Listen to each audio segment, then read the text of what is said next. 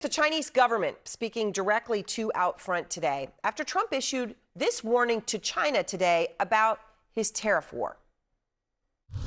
I'm not going to drop them unless they give us something that's, substantial. Otherwise, I'm not going to drop them.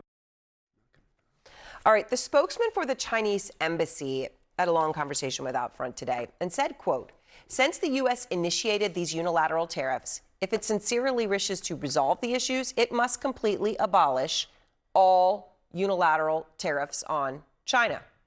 All unilateral tariffs. That's not just coming down half or three, that's all. He then went on to say, and I quote again, China and the U.S. are not having any consultation or negotiation on tariffs. The U.S. should stop creating confusion.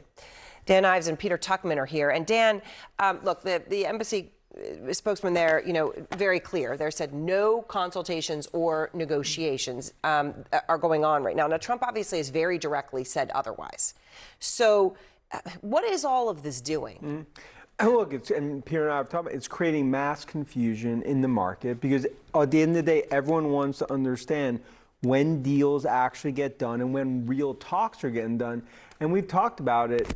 Is that time's ticking? You have 2.5 weeks in terms of when we're actually going to see the shortages. Yeah, by your math, we're right. Yeah, we're getting up about close to 2.5 weeks till the shortages, till the price increases, and it comes down to talk's cheap.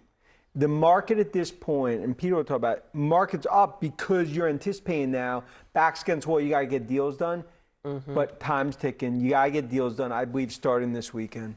So, Peter, the Time magazine interview, Trump gave the impression he had talked to Xi. Right. I mean, it was very clear. He wanted everyone to think he had talked to Xi about the tariffs. But the way he said it was, Time said, will you call President Xi if he doesn't call you?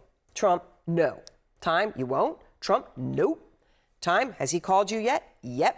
When did he call you? He's called.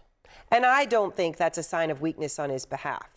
Okay, he's called. And then pressed by CNN. And on when, did you talk to him since the tariffs? Did you talk to him 2 years ago? When did you talk to him? Trump said this. I don't want to comment on that, but I've spoken to him many times.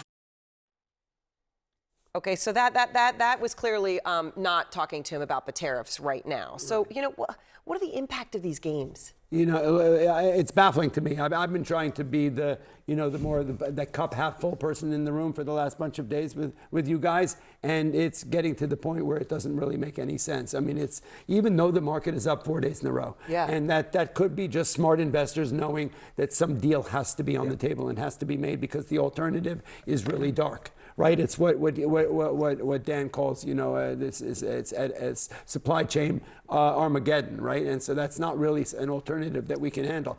But it just doesn't make sense. Why? I don't understand the game that they're playing. It makes absolutely no sense. If they were talking, they would say they were talking. That would show some kind of positivity. One of them or both would. I mean, what a great thing that would be if the two of them actually, said we are talking in this. Why are we playing that game? Where, look, it's not going to affect me on a day-to-day basis. There are people's lives who are being impacted hugely. Yes. Right, maybe not us, but there are millions of people who voted for Mr. Trump, right, across the country who literally may have wanted to retire at the end of this year, who are living paycheck to paycheck, who may have had a small 401k or something, some 201k, or which is now a 201k. Yeah. I don't get that. It's disrespectful at best. I think to his point, I think that the big issue here is that who do you believe?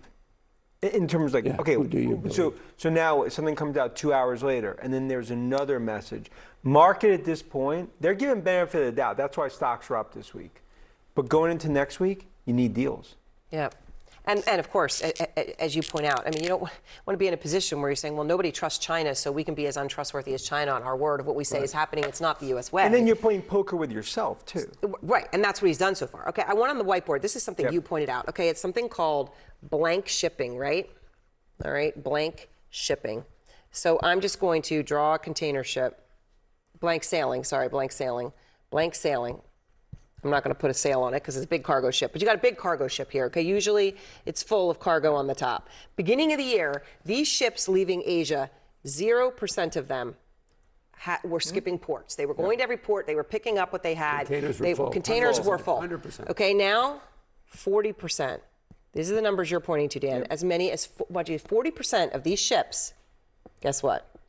That's Okay, Are this is bypassing May's ports, schedule. and they do not Bypassing have- ports. So they're inventory is down 40%. and ships have to go when they have to go. You can't just sit around and wait. So they're going with just a few containers on them. Just these half-empty, who knows what, from 0% to 40.